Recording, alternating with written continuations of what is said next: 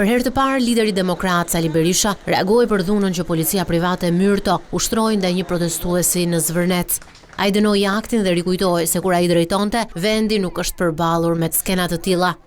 Ai ishte rrëmbim në duart e policisë dhe e dënoi atë si një akt të shëmtuar të policisë së shtetit. 1. Së dyti, nuk kam asnjë faqe, asnjë flet, asnjë gjë të atij projektit, megjithse ju them këtu, e kam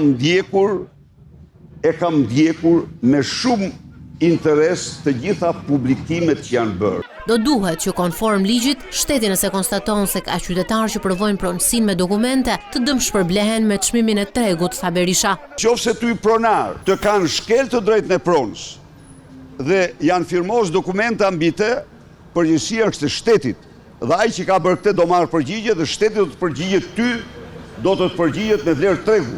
Është ligji që detyron shtetit me vlerë tregu. Dhe do të them një gjë, që kur doli ai ligj e gjerë Salam pushtetin, ka patur 0 probleme. Dilte njëri, po i thoshte, ku e ke, qofse fakton të bënte, i përgjigjej shtetja.